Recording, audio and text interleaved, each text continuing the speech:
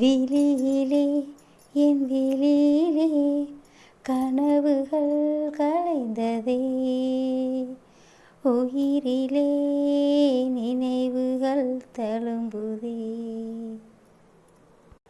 வணக்கங்க. உசிரையை தொலைச்சி உனக்குள்ள கதையோட தொடர்ச்சியை கேட்பாங்க. அத்தியாயம் 3. விடுமுறை நாட்கள் கழிந்து கார்த்தி கல்லூரி செல்லும் நாளும் வந்தது. இவளுக்கு மருத்துவம் படிக்கும் ஆசை இருந்தாலும் தங்களுக்கு அத்தனை வசதி இல்லாத காரணத்தால் இவளே அதனை மறுத்துவிட, பின்பு அவளுக்கு பிடித்த அவளது தோழி சிந்துவும் அதையே படிக்கப் போவதாக சொல்லி நியூட்ரிஷன் படிப்பை படிக்க தந்தையிடம் சொல்ல, அதையே அவரும் குடும்பத்தாரும் ஏற்றுக்கொண்டனர். கார்த்திக்கும் சிந்துவுக்கும் ஒரே கல்லூரியில் இடம் கிடைத்திட இருவருக்கும் அத்தனை சந்தோஷம் என்றால் கார்த்தியை சொல்லவும் வேணுமா? அண்ணா, ரொம்ப தேங்க்ஸ்ண்ணா என்று சசியின் கைகளை பிடித்து சுற்றி இருவரும் சேர்ந்து சுற்ற, சரி நீ சந்தோஷமாக இருக்குன்னு தெரியுது, முதல்ல என் கையை விடுடாமா என சசி கெஞ்சவே ஆரம்பித்து விட்டான் தன்னோடு சேர்ந்து சுற்றி கொண்டிருக்கும் தன் தங்கை கார்த்தியிடம். இவ காதலை விழுகுதான்னு பாரு என முணுமுணுத்த காயத்ரி, அடியே அவன் தான் சொல்கிறான்ல, கையை விடாண்டி, கீழே விழுந்து ஏதாவது படக்கூடாத இடத்துல பட்டுட போகுது என கத்தவே ஆரம்பித்து விட்டார். இவள் இப்போதைக்கு நிறுத்தப்போவதில்லை என உணர்ந்த சசி சட்டென அவளது இரு கைகளை சுண்டி இழுத்து கார்த்தியை தோளோடு சேர்த்து பிடித்து நிறுத்த மூச்சு வாங்க நின்றாள் கார்த்தி. அண்ணா, நல்லா இருந்துச்சுல்ல என கேட்க, இப்போ நல்லா இருக்குடா, கொஞ்சம் பின்னாடி திரும்பி பாரு என அவள் தாடையை பிடித்து திருப்பி காட்ட, அங்கே நிற்பது ஆங்கார காளியாக இவள் கண்களுக்கு ஏதோ தெரிவது போல் இருக்க, டேய் அண்ணா, அங்கே யாரடா நிற்கிறா, எனக்கு காளியாத்த மாதிரி தெரியுது என தன் தலையை ஒழுப்பி கண்களை மூடி மூடி திறந்து கொண்டே கேட்க சசிக்கு சிரிப்பே வந்துவிட்டது. டேய் கண்ணா, நல்லா கண்ணை திறந்து பாரு, அங்கே யார் நிற்கிறதுன்னு என்று சசி சொல்ல, இப்பொழுதுதான் கொஞ்சம் கொஞ்சமாக அங்கு யார் நிற்பது என்று தெரிந்தது கார்த்திக்கு. ஐயோ அம்மா என சொன்னவள் சசியின் பின்னால் சென்று ஒளிந்து கொண்டு லேசாக தலையை மட்டும் நீட்டி பார்க்க காயத்ரி தான் கையில் கரண்டியுடன் நின்று கொண்டிருந்தார். ஆத்தி, அப்புறம் எப்படி என் கண்ணுக்கு அப்படி தெரிஞ்சிச்சு என மனதிற்குள் சின்ன பயம் இருந்தாலும் அதை காட்டி கொண்டால் அது கார்த்தி அல்லவே. அம்மா, நீ இப்படி நின்னா அப்படி தெரியாமல் வேறு எப்படி தெரியுமா என தைரியத்தை வரவழைத்து கொண்டு பேசினாலும் மனமோ தடதடக்கத்தான் செய்தது கார்த்திக்கு.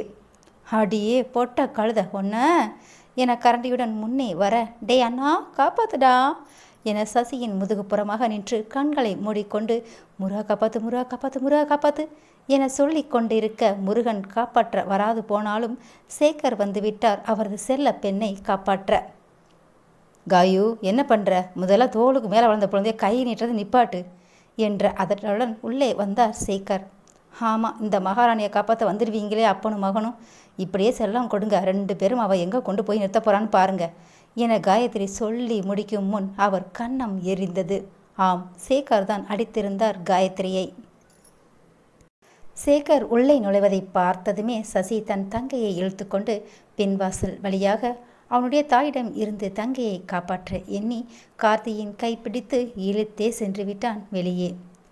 கன்னத்தில் கையை வைத்தபடி கண்களில் நீர் தழும்ப சேகரை காயத்ரி பார்க்க, முதல்ல வார்த்தையை விடும்போது யோசித்து பேசு காயோ, அதுவும் நம்ம பொண்ணாக பேசுகிறப்ப பார்த்து பேச மாட்டியா, ஒரு வார்த்தை வெல்லும் ஒரு வார்த்தை கொல்லும்னு ஏன் உனக்கு புரியலை என கடிந்து கொண்டார் சேகர்.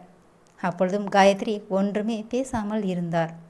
அவருக்கும் தெரியுமே தான் இன்று அதிகப்படியாக பேசிவிட்டோம் என்று. ஆகையால் தான் அவரும் சேகர் பேச எதுவுமே பேசாமல் இருந்துவிட்டார். காயத்ரி அன்று அப்படி பேசியதால் தான் சொந்த பந்தங்களை விட்டு பிரிந்து சேகரும் காயத்ரியும் யாரும் இன்றி இத்தனை கஷ்டப்படுகின்றனர். ஒரு வழியாக சேகரே காயத்ரியிடம் நெருங்கி, காயு, கொஞ்சம் பேசும்போது ஒரு தடவைக்கு மேலே யோசித்து பேசு, சரியா? அந்த வார்த்தையால் பேசின நமக்கும் சரி, பேசுகிறவங்களையும் சரி, இப்போவும் பின்னாலையும் எந்த நேரத்துலையும் யார் மனசையும் பாதிக்காத மாதிரி பேச பழகு. ஏன் எப்போவுமே இப்படியே பேசுகிற? அன்னைக்கு நீ அப்படி பேசிட்டு வந்ததால தான் நம்ம குடும்பத்தை பிரிஞ்சு இப்படி யாரும் இல்லாமல் நாம் வாழ்கிறதும் இல்லாமல் நம்ம பிள்ளைங்களும் எந்த சொந்த பந்தங்களோட பெரியவங்களோட பாசம்னு என்னன்னே தெரியாமல் வளர்கிறாங்க. புரிஞ்சு பேசு காயு என சேகர் காயத்ரியின் கையை பிடித்து பேசிட, அதை புரிந்தவராக, எனக்கும் புரியுது மாமா, நான் என்ன செய்கிறது, ஆனாலும் என்னால் என்னையே முடியலை மாமா என்று அவரும் அழுது கொண்டே கீழே அமர்ந்து விட்டார். காதலித்து மனம் முடித்த சேகருக்கு தன் மனையாளை கண்டு பொறுக்க முடியாதவராக, சரி நீ எதுக்கு பேசுகிற, அமைதியாக இருந்துட்டா இத்தனை பேச்சு வராதில்ல என்றிட, என்று தலையை ஆட்டியவர் அப்பொழுதும் இயலாமல் இருக்க, சரிப்போ பிள்ளைங்களுக்கு பசிக்க போகுது பாரு, சமையலை கவனி என்று சொன்னதும் தான் அவரும் வேகமாக எழுந்து சமையலை கவனிக்க ஆரம்பித்தார்.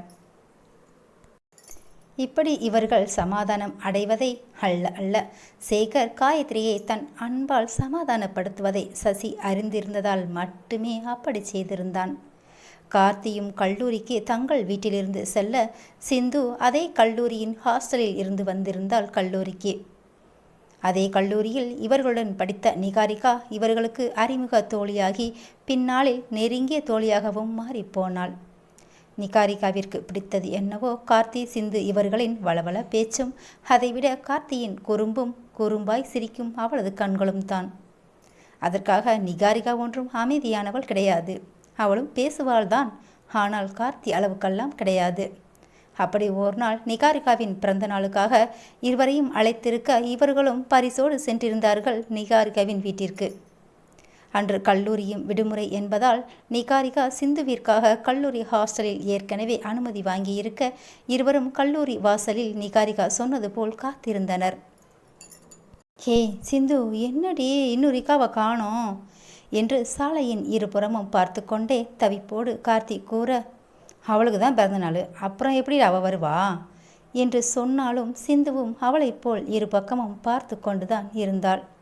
ச, நம்ம இது வரைக்கும் அவகிட்ட நல்லா பேசியிருந்தாலும் அவங்க வீடு அப்புறம் அவங்க வீட்டில் இருக்கவங்க பற்றிலாம் இது வரைக்கும் பேசினதே இல்லை. ஆமாம், உனக்கு எதுவும் தெரியுமாடி சிந்து? ஏண்டி, நானும் உங்கூட தானே இருக்கேன்.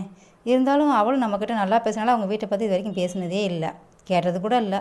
அப்படி நாம் கேட்போம் என்று அவளாகவே ஒரு பதிலை கண்டுபிடித்து சொல்ல, அப்படியும் இருக்கலாம், ஆனால் இன்னும் வரலையேடி என்று மீண்டும் ஆரம்பித்த இடத்திலேயே வந்து நின்றாள் கார்த்தி. சரியா போச்சு, நான் தான் சொன்னேனே ரிகா 10:30 மணிக்கு தான் வந்து வெயிட் பண்ண சொன்னான். ஆனால் நீ தான் 10 மணிக்கெலாம் என்னை கூட்டிகிட்டு வந்து பாரு, இப்போ நீ புலம்போது என்னையும் புலம்ப வச்சிட்ருக்க என கார்த்தியை பார்த்து சிந்து சொல்லி கொண்டு இருக்கும்போதே கல்லூரி வாசலில் ஒரு கார் வந்து நின்றது. சிறிது நேரத்தில் கார்த்தியின் மொபைலுக்கு ரிகா அழைத்திருந்தாள். கார்த்தி எடுத்து பேசிட, கார்த்தி உங்கள் பக்கத்தில் நிற்குதில்ல, அந்த காரில் ஏறி வாங்க என்றதும், இல்லை ரிகா, நீ அந்த காரில் வந்திருக்கிறவங்களுக்கு மொபைலுக்கு ஃபோன் செஞ்சு என்கிட்ட பேசு என தயக்கத்துடன் கூற அதை புரிந்து கொண்ட ரிகா அந்த அழைப்பை துண்டித்து அந்த காரில் இருந்தவருக்கு ஃபோன் செய்து இவரிடம் கொடுக்க சொல்ல, ஒரு வழியாக பேசி இருவரும் காரில் ஏறி அமர்ந்த பின்தான் அங்கு நிகாரிகாவிற்கு பிறந்தநாள் ஃபங்க்ஷனுக்காக தயாராக நேரம் கிடைத்தது என்றாலும் கார்த்தியை நினைத்து அந்த நேரம் சிரித்தும் கொண்டாள். கார் வந்து நிகாரிகாவின் வீட்டில் வந்து நின்றதும் இவர்கள் இருவரும் இறங்கிச் சென்று கொண்டிருந்தாலும் மனமோ படபடவென அடித்து கொண்டுதான் இருந்தது. நிகாரிகாவின் பிறந்தநாள் விழாவிற்காக தான் அலங்காரம் செய்யப்பட்டு கொண்டு இருக்கின்றது என்பதை அங்கு நடந்து கொண்டிருக்கும் வேலைப்பாடுகளை வைத்தே உணர்ந்து கொண்டார்கள். அவர்கள் நுழையும் போது நுழைவாயிலில் அமைந்திருந்த அந்த உயரமான கேட், நடந்து வரும் பாதையை மட்டும் அழகான கற்கள் பதித்து இருக்க அதிலிருந்து இடதுபுறமாக பெரியதாக பாதை ஒன்று அமைத்திருந்தது. அந்த பாதை எங்கு செல்கிறது என்று பார்த்தவர்களுக்கு அங்கு கார்கள் நிறுத்தி வைக்கப்பட்டு இருந்ததை கண்டார்கள். அதன் பின் நடந்து சென்றிட அழகான ஒரு செயற்கை நீரூற்று அமைக்கப்பட்டிருந்தது. அதை சுற்றிலும் வண்ண வண்ண பூக்கள் பூத்து குலுங்கியது. அது என்ன செடிகள் என்று தெரியாவிடனும் அதன் அழகில் பாரதியும் சிந்துவும் நின்று ரசித்து பின் அவர்களது விரல்களாலும் வருடி அதன் மென்மையை உணர்ந்து கொண்டார்கள். அப்படியே வீட்டின் வாயிலில் நின்றவாறு பின்னால் திரும்பி பார்க்க வாயில் கேட்டில் இருந்து நடந்து வரும் பாதை தவிர தரை ஒட்டிய புற்கள் வளர்க்கப்பட்டு ஆங்காங்கே குவியல் குவியலாக பூக்கள் பூத்து குலுங்கியது அந்த செடிகளிலும். பின் ஓரிரண்டு மரங்கள் தென்பட்டது. ஆனால் இங்கிருந்து பார்ப்பதற்கு தான் அது என்ன மரம் என்று சரியாக தெரியவில்லை. நன்கு பராமரிக்கிறார்கள் என்பதை அந்த இடத்தை பார்த்தாலே தெரிந்தது இருவருக்கும். வீட்டில் நுழைந்ததும் பக்கவாட்டாக இருந்தது அந்த பெரிய புத்தர் சிலை. கீழே அமர்ந்து தியானம் செய்வது போல் புத்தர் அமர்ந்திருக்க அவரை சுற்றியும் குட்டி குட்டி செடிகள், பின் மேலிருந்து கீழே தொங்கியபடி கொடிகள் என பார்ப்பதற்கே மனதிற்கு அழகாகவும் அமைதியையும் கொடுத்தது. அப்பொழுதுதான் பார்த்தால் கதவினை அழகிய வேலைப்பாடுகளுடன் அமைந்திருந்தது அந்த வீட்டின் தலைவாசற் கதவு. அந்த கதவில் இலைகளுடன் கூடிய கொடி போன்ற சட்டத்தில் இருக்க கதவில் விநாயகர் தான் சத்துருவமாக செதுக்கியிருந்தார்கள். இதை செய்திருந்த பணியாளர் மிக்க ரசனை மிக்கவராக தான் இருக்க வேண்டும் என மனதிற்குள் நினைத்து கொண்டாள் கார்த்தி. அதே உயரத்திற்கு இருபுறமும் நிலைச்சட்டத்திற்கு ஒட்டியதார் போன்று இருந்த அந்த கண்ணாடியாலான தடுப்பு அதைவிட அருமையாக இருந்தது. பல வண்ணங்களால் பெயிண்ட் செய்யப்பட்டு அழகிய வேலைப்பாடு மிக்க ஒரு பெரிய ஜாடியில் பல பெரிய நீண்ட பச்சை நிற இலைகளுடன் சிவப்பு நிற பூக்கள் நன்றாக மலர்ந்தும் பாதி மலர்ந்தும் மொட்டுக்களும் பாதி மலர்ந்தும் இருந்தது.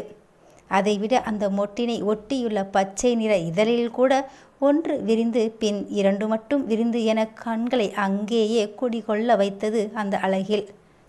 அதைவிட வீட்டினுள் இருந்த பிரம்மாண்டத்தை பார்த்து ஓர் நிமிடம் அசந்துதான் போனார்கள். நாம் இப்படி விடலாம் சினிமாவில் தானே பார்த்துருக்கோம் என சொல்லி கொண்டே அதை பார்த்து ரசித்து கொண்டு இருந்தார்கள் கார்த்தியும் சிந்துவும். இவர்களுக்காகவே காத்து கொண்டு இருப்பவள் போல இவர்களை நோக்கி ஒரு பெண் ஓடி வந்து, நீங்கள் 2 பேரும் நிகாரிகா ஃப்ரெண்ட்ஸா என கேட்க இருவரும் ஒருவரை ஒருவர் பார்த்து கொண்டே ஆம் என தலையை ஆட்ட அந்த பெண்ணும் உள்ளே அழைத்து சென்றாள் இவர்கள் இருவரையும். இவளுக்கானவன் அவளை கண்ட நாள் முதல் இவளை நினைத்து கொண்டிருக்க இன்று இத்தனை நாள் கனவில் மட்டும் வந்தவளை அவனின் நிஜத்தில் காணப்போகிறானே. என் தேவன் போன திசையிலே ஜீவன் சேர்த்து அனுப்பினேன், என் ஜீவன் வந்து சேருமா, தேகம் மீண்டும் வாழுமா, இதோ எந்தன் கண்ணீரந்த அலை சேரும், அலை மறுபடி உன்னிடம் வருமா. அத்தியாயம் 4. அந்த அறைக்குள் சாண்டல் நிற லெஹங்காவில் நிகாரிகா அழகாக ஒப்பனை செய்யப்பட்டு இருக்க, இந்த பொண்ணை கொஞ்சம் நில்லு, என்ன எங்களை ஏமாத்து கூட்டிகிட்டு வந்துட்டியா? நாங்கள் எங்கள் ஃப்ரெண்டு ரிகாவை கேட்டால் நீ யாரோ வானத்திலேருந்து இறங்கின தேவதையை காட்டி எங்களை ஏமாத்தினா அப்புறம் இந்த கார்த்தியோட கோவத்தை பார்க்க வேண்டியது இருக்கும், பார்த்துக்கோ என கார்த்தி சிரிக்காமல் பேச, சிந்துவோ இதை இப்படியே விடக்கூடாது கார்த்தி, உடனே 2ல் 1 கேட்டுப்படணும் ஆமாம் என கிராமத்து ஸ்டைலில் பேச அவர்கள் இருவரையும் கூட்டி வந்த பெண் வாய் விட்டு சிரித்தே விட்டாள். நிகா உனக்கு ஏற்ற ஃப்ரெண்ட்ஸ் தான் போ, அதானே நிகா ஃப்ரெண்ட்ஸ்னால் எப்படி இருப்பாங்க என்ற அந்த பெண் சிரித்துக்கொண்டே, ஹாய் நான் கனிஷ்கா, நிகாவோட அத்தை பொண்ணு. முதல்ல நானும் சந்தேகத்தோடு தான் நிகா சொல்லி கூப்பிட வந்தேன், ஏன்னா இது வரைக்கும் நிகா ஃப்ரெண்ட்ஸ்னு யாரையும் வீடு வர கூட்டிகிட்டு வந்ததே இல்லை. அப்படி இருக்கிறப்ப என் ஃப்ரெண்ட்ஸ் வர்றாங்கன்னு இன்றைக்கி நிகா அவசரமாக தயாராகி, அதுவும் இது வரைக்கும் இவ்வளோ எக்ஸைட்டாக நிகா இருந்தது நான் பார்த்ததே இல்லை. இப்படி ஒரு அழகான ஃப்ரெண்டும் என கார்த்தியின் கைப்பிடித்து சொன்ன கனி பின் சிந்துவை கைப்பிடித்து இப்படி கிராமத்து அழகியையும் என கண்ணடித்து சொல்ல கேட்கவும் வேணுமா அந்த இடத்தின் கலகலப்புக்கு. ஏற்கனவே 2 பெண்கள் ஒரு இடத்தில் இருந்தாலே பேச்சிலும் சிரிப்பிலும் கிண்டலிலும் அந்த இடமே களைகட்டும். அப்படி இருக்க இங்கு 4 பெண்கள் சேர்ந்தால் கேட்கவும் வேண்டுமா அந்த அறையே பெண்களின் கலகலவென்ற சிரிப்பில் சில்லறைகளை மாறி மாறி தரையில் கொட்டுவது போலல்லவா இருந்தது. அதே நேரம் அறை கதவு தட்டப்பட, வாங்க கங்காமா என்று நிகாரிகா சொன்னதும் தான் பார்த்தார்கள். கதவை தட்டினாலும் அவர் இன்னும் உள்ளே வராமல் வெளியே நின்று கொண்டிருப்பதை. பாப்பா உங்களை அப்பா வர சொன்னாங்க என்று அவர் சொல்ல, நான் இதோ வரேன் கங்காமா என சொல்ல அவரும் சென்று விட்டார். இப்பொழுது கடை கண்ணாலேயே சிந்துவும் கார்த்தியும் பார்த்து கொண்டாலும் அங்கு இருந்த கனிஷ்கா நிகாரிகாவிடம் அதனை காட்டிக்கொள்ளவில்லை. சரி வாங்க போகலாம் என அவர்கள் செல்ல அங்கே நின்றிருந்த கூட்டத்தை கண்டு சிந்து கார்த்தி இருவரும் லேசாக 2 அடி பின்வாங்க தான் செய்தார்கள். அப்பொழுது கனியோ, நிகா நீ முன்னாடி போ, நான் இவங்களை கூட்டிகிட்டு வரேன் என சொன்னதும் தான் நிகாரிகா அவளது பெற்றோரை நோக்கி சென்றாள். அந்த இடமே அத்தனை அலங்காரங்கள் அத்தனை நட்சத்திரங்களையும் இங்கு கொண்டு வந்து மாட்டிவிட்டது போல அந்த இடமே பளிச்சிட்டது மின் விளக்கின் உபயத்தால். அதனை விட கண்ணை கவரும் வண்ணம் பூக்களில் இத்தனை நிறங்கள் எல்லாம் இருக்கின்றதா என்பது போல வண்ண வண்ண பூக்களால் ஆங்காங்கே பூச்செண்டு போல் அமைக்கப்பட்டு அந்த இடம் அத்தனை அழகாக இருந்தது. அதைவிட கூட்டத்தில் இருப்பவர்கள் அனைவரும் நன்கு வசதி படைத்தவர்களாக தான் இருக்க முடியும் என்பதை அவர்கள் உடுத்தியிருந்த ஆடைகளை வைத்தே அறிந்து கொள்ள முடிந்தது இவர்களால். நிகாரிகா வசதி படைத்தவள் என்று அவர்கள் வீட்டிற்குள் நுழையவுமே கண்டு கொண்டார்கள். வீடு மிக பெரியதாக இருக்க வீட்டின் முன் நின்றிருந்த 3 கார்களை வைத்தே கணித்து விட்டார்கள். அதைவிட ஒவ்வொரு வேலைக்கும் என தனித்தனியாக ஆட்கள் நியமிக்கப்பட்டு இருக்க சிறிது நேரத்திற்கு முன் தங்கள் பெண்ணை அழைப்பதற்கு கூட வேலை ஆட்களை அனுப்பி வைத்திருக்க அவளது தந்தையை பற்றி ஓரளவு கணித்து விட்டார்கள் சிந்துவும் கார்த்தியும். ஆகையால் இனி கொஞ்சம் வாயாடுவதை குறைத்து நல்ல பிள்ளைகளாக இருக்க வேண்டும் என அவர்கள் நினைத்தால் போதுமா என்ன? சிந்துவையும் கார்த்தியையும் நிகாரிகா சொன்னது போல் கனிஷ்கா அவளது பக்கத்திலேயே வைத்து பார்த்து கொண்டாள். அனைவரின் வாழ்த்துக்களுடனும் கரகோஷங்களுடனும் நிகாரிகா கையினால் கேக் வெட்டப்பட்டு முதலில் கொடுத்தது என்னவோ அவளது தாய் தந்தைக்குத்தான். கார்த்தி நிகாரிகாவின் தந்தையை பார்த்தவள் அந்த கம்பீரமான பார்வையாலேயே அனைவரையும் பணிய வைக்கும் திறனை பார்த்து முதலில் பயந்துதான் போனாள். பின் அவர் வந்திருந்தவர்களுடன் கை கொடுத்து சிரித்து பேசுவதை கண்டதும் கொஞ்சம் பயம் குறைந்தாலும் அவர்களின் உயரத்தை கண்டு சிறிது விலகிதான் இருந்தாள். பின் இவர்களும் கனிஷ்காவுடன் சென்று நிகாரிகாவிற்கு பிறந்தநாள் வாழ்த்துக்கள் சொல்லி கொண்டு வந்தாலும் பின் அவளுக்கு என்று வாங்கி வந்த பரிசை கொடுக்கலாமா வேண்டாமா என தயங்கி நின்றார்கள். அவர்கள் இதற்கு முன் பார்த்தார்கள் அல்லவா அங்கு வந்து இருந்தவர்கள் கொடுத்த பரிசினை. வந்தவர்கள் கூட்டம் கொஞ்சம் குறைந்த பின் கார்த்தி தங்குவதை கண்ட நிகாரிகா, ஹே என்னங்கடி எனக்கு வாங்கிட்டு வந்த பரிசை கொடுக்க போறீங்களா இல்லையா என கேட்டதும் சிந்து கார்த்தியை பார்த்து கண் அசைக்கவும் தான் கொண்டு வந்த பரிசை நீட்டினாள் கார்த்தி. அதை வாங்கி பிரித்து பார்த்த நிகாரிகா அத்தனை சந்தோஷப்பட்டாள். அதில் இருந்தது வெறும் ஜடைக்கு போடும் பேண்ட் என்றாலும் அத்தனை வண்ணங்களிலும் அழகாக இருக்க அதோடு கூடுதலாக இருந்த சங்கு பாசிகளால் இருந்த அந்த பேண்ட் அத்தனை பிடித்திருந்தது நிகாரிகாவிற்கு. அதே போன்று தலையில் மாட்டும் கிளிப்பும் இருக்க, ஏய் சூப்பராக இருக்குடி என தாவி அணைத்து கொண்டாள் இருவரையும். ஹே இங்கே நானும் ஒத்தியிருக்கேன்டி என கனிஷ்கா சொன்னதும் தான், ஹே சாரிடி ஒன்றை வந்துட்டும் பாறேன் என நால்வரும் பேசி சிரித்து கொண்டிருக்க ஒருவன் வந்து, ஹாய் நிகா, உனக்கு என்னோட பிறந்தநாள் வாழ்த்துக்கள் என்று சொல்ல அவளும் தேங்க்ஸ் சரணத்தான் என்று புன்னகைத்து கொண்டே அவன் கொடுத்த பரிசு பொருளை வாங்க, கனிஷ்காவோ டே அண்ணா என்ன எனக்கு தெரியாமல் சஸ்பென்ஸாக கிஃப்ட் வாங்கி வச்சிருந்தியா என வந்தவன் கையை பிடித்து கொண்டே சொன்னவள் பின் நிகாரிகாவின் வெட்க முகத்தை கண்டு கொண்டே, அண்ணா நடத்து என சொல்லி கொண்டே, ஏய் வாங்கடி நம்ம போய் சாப்பிட போகலாம் என வலுக்கட்டாயமாக சிந்துவையும் கார்த்தியையும் அழைத்து கொண்டு அந்த இடத்திலிருந்து சென்றிருந்தாள் கனிஷ்கா.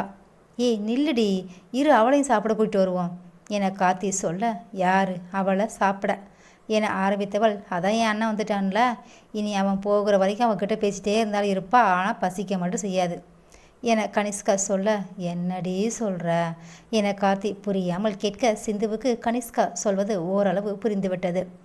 ஆனாலும் இதை கேட்டே ஆக வேண்டும் என்ற முடிவுடன், என்ன கனி சொல்கிற, அங்கே எங்கள் கிராமத்தில் தான் அப்படின்னா இங்கேயுமா என கேட்க, ஹே என்னடி பேசுகிறீங்க, எனக்கு தலையும் புரியலை காலும் புரியலை என கார்த்தி கேட்க, வந்து நான் சொல்கிறேன்டி என சொல்லிய சிந்து கனிஷ்கா என்ன சொல்ல போகிறாள் என ஆர்வமாக கேட்டுக்கொண்டிருக்க, கார்த்திகோ அங்கு சாப்பிட்டு கொண்டு இருப்பவர்களை பார்த்து, இவளுக்கும் வயிறு என்னையும் கொஞ்சம் கவனியே என கூப்பாடு போட அங்கு போய் கஃபே முறையில் உணவுகள் வைக்கப்பட்டிருக்க இவளும் போய் ஒவ்வொன்றாக பார்த்தாள். அங்கோ இவளுக்கு பிடித்த அரிசி சாதமும் சாம்பாருமா இருக்கும். சரி இனி என்ன செய்வது, எதையாவது சாப்பிட்டு வயிற்றை அமைதிப்படுத்த நினைத்தவள் அங்கு சிறு குழந்தைகள் ஐஸ்கிரீம் வாங்கி சாப்பிட்டு வர அவர்களிடம் கேட்டு அங்கு சென்று ஐஸ்கிரீமை வாங்கி சாப்பிட ஆரம்பித்தாள். 2 ஐஸ்கிரீம் வாங்கி வந்தும் அது இவளது நாக்கு சுவையை மட்டும் தீர்த்தது போல. சரி திரும்பி சென்று இன்னும் வாங்கி வரலாம் என நினைத்து எழுந்து நடக்க அவளுக்கு எதிரே வந்த ஒரு பெண்மணி அவள் மேல் இடித்ததோடு மட்டும் இல்லாமல் அவர் கொண்டு வந்த சாப்பாட்டை இவள் சுடிதாரிலேயே கொட்டிவிட அவரோ இவளிடம் மன்னிப்பும் கேட்டுவிட்டார். அதற்காக பட்டது மறைந்தா போகும். இருக்கட்டுங்க, நீங்கள் என்ன வேணும்னா என் மேலே கொட்ட போகிறீங்க, அதுக்காக பெரியவங்க நீங்கள் என்கிட்ட சாரிலாம் கேட்கலாமா என சொல்ல, இல்லைம்மா உன் ட்ரெஸ் எல்லாம் இப்படி ஆயிடுச்சே என பாவமாக கூறினார். அவரை பார்க்கவும் இவளுக்கு பாவமாக தான் இருந்தது. கார்த்தியோ அவளது சுடிதாரில் பட்ட சாப்பாட்டை அவளது கைக்குட்டையை கொண்டு துடைத்தாலும் கரை போகவே இல்லை. அவரோ அம்மாடி என தயங்க, பரவாயில்ல இருக்கட்டுமா, துணியை தண்ணியில் நினச்சி துடைச்சா போயிடும் என சொன்ன கார்த்தி அங்கு இருந்து நடக்க ஆரம்பித்தாள். இவள் வேகமாக நடந்து செல்ல யாரோ தான் நடந்து செல்லும் பாதையில் நிற்பதை உணர்ந்தவள் நிமிர்ந்து பார்க்க அவனை பார்த்ததும் இவள் முகம் மலர்ந்தது. டிரைவர் அண்ணா, நீங்கள் இங்கே வேலை பார்க்குறீங்களா? நான் யார்கிட்ட கேட்குறதுன்னு நினச்சேன். கும்பிட போன சாமி குறுக்கால வந்தது போல் நீங்களே வந்துட்டீங்க. என் ட்ரெஸ்ஸில் கரைப்பட்டுடுச்சு, கழுவணும். குழாய் எங்கே இருக்குன்னு சொன்னீங்கன்னா நான் போய் சுத்தம் செஞ்சுக்கிடுவேன் என சொல்ல அவனும் சரி வா என அவளிடம் ஒரு அறையை காட்டி, போ இந்த அறைக்குள்ளே போய் சுத்தம் செஞ்சுட்டு வா என சொன்னவன் மறுபடியும் அவளை பார்த்து, மறக்காமல் உள்பக்கமாக கதவை லாக் பண்ணிக்கோ என சொல்ல, அண்ணா என கார்த்தி தயக்கமாக இழுத்திட, நான் வெளியில தான் நிற்பேன், நீ போ என சொல்லவும் தான் அவளுக்கு தைரியமே வந்தது. 5 நிமிடங்களில் அவளும் சுத்தம் செய்து வெளியே வந்தாள். வந்தவளை பார்த்தவன் அவளை பார்த்து, என்ன நினைத்தானோ, நீ இந்த ரூம்ல இரு, இதோ வரேன் என்று சொன்னவன் அவள் அறைக்குள் போய் தாழ்பால் போட்டுக்கொள்ள, இவனும் யாரும் பார்க்கிறார்களா என நாலா பக்கமும் பார்த்தவன் கதவை வெளிப்புறமாக தாளிட்டு பின் வேகமாக அங்கிருந்து சென்றிருந்தான். அறைக்குள் இருப்பவள் மனதில் 1000 கேள்விகள் ஓடிக்கொண்டு இருக்க, இப்படியா தனியா வருவ என தன்னை திட்டியும் கொண்டாள். போனவன் வருவானா, இல்லை இவள் அவனுக்காக அந்த அறைக்குள்ளேயே காத்திருப்பாளா?